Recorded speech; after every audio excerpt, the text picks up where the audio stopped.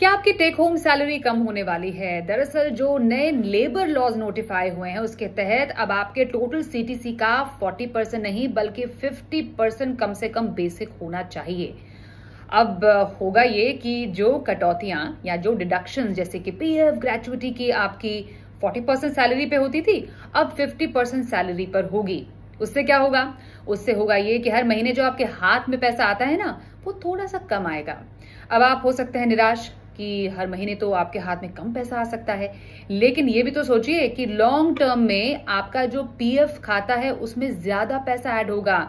जब नौकरी छोड़ेंगे और ग्रेचुइटी लेंगे तो ग्रेचुइटी भी ज्यादा बनेगी।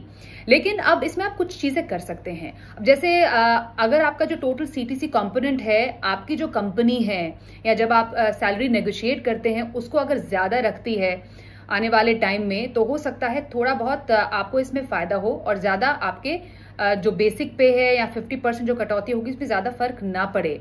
आप अपने एचआर से या फिर नई कंपनी से या एग्जिस्टिंग कंपनी से भी बात कर सकते हैं कि उन्होंने आपके लिए जो बेसिक स्ट्रक्चर है, जो डिडक्शंस का पार्ट है वो कितना रखा है।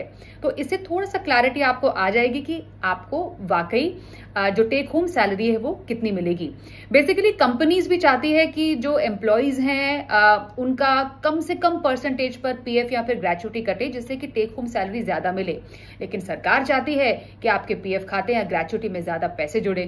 तो अगर दोनों तरफ से देखा जाए तो फायदा तो आप ही का है, आज का नहीं लेकिन फ्यूचर को देखकर अगर समझे तो डेफिनेटली एक रिटायरमेंट पर्पस के तौर पर या फिर एक आगे जाकर एक सोशल सिक्योरिटी के तौर पर यह आपको ज्यादा ही कमाई करके देगा।